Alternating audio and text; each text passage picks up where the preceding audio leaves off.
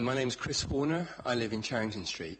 The situation that we're here about is relatively simple and can be explained relatively quickly, and the request we have is a simple one too, but it's an urgent one. At the end of Charrington Street, there is a paved area. So Charrington Street is a cul-de-sac, essentially. On that paved area, there's also the gates of the school, the Edith Neville School. So you have very small children coming out onto that paved area, I mean toddlers, and parents coming to meet them. You've also got dog walkers, elderly people, the general flow of pedestrians. Now, added to that, you've now got a relatively high volume of cyclists travelling sometimes at extremely high speeds through that very area. Now, I want to make a point here. This is not an anti-cyclist point. It's a pro-safety point. And a fool or an irresponsible person can be a pedestrian, a cyclist or a motorist.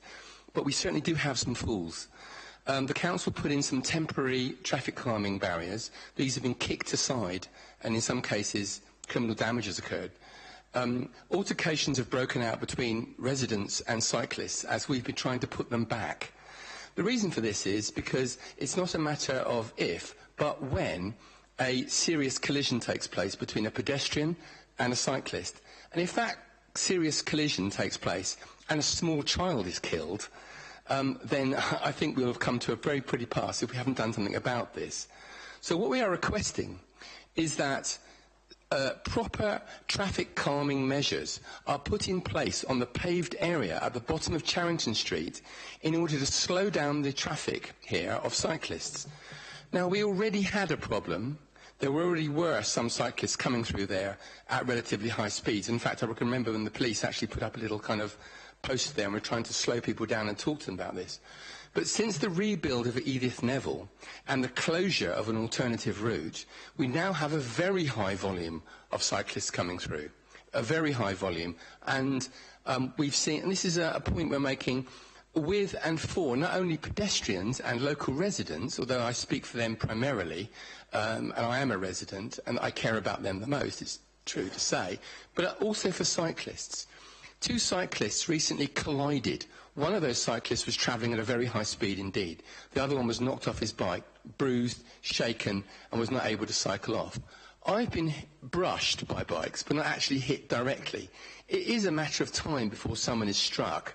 And what particularly troubles me is that months have gone by and we have been requesting that something serious be done. You know, there's a saying, justice delayed is justice denied. If we don't get this done soon, there is going to be a serious incident. There already are a number of relatively minor ones occurring right now. So what we're requiring is something serious be done to stop the high volume of fast cycle traffic through that area. It won't be enough to wait until the Edith Neville School has finished its rebuild and the other route is done, although that would help a lot. Something needs to be done now because the danger is clear and present now. I'd also add that apart from cyclists, mopeds and scooters are using that area, we believe, we can't prove this, with criminal intent, because it's an extremely useful way through that cars can't follow them. From down by the Crick and St Pancras up through to Charrington Street. That's an additional point, but to have a motorcycle, as I've seen, a scooter or a moped driving through at high speed is itself worrying. 1 minute. Right. Crucially, though, it's the cycles coming through, and we are requesting you please do something about this, and please do something now, and that's why we've got a large petition we've raised relatively quickly, because there's a lot of strength of feeling in Somerstown, an area to which many things are done, but who are now asking the council, their representatives, to do something for them. This is simple, but it's very important. Thank you. Thank you very much. Members have any questions? Councillor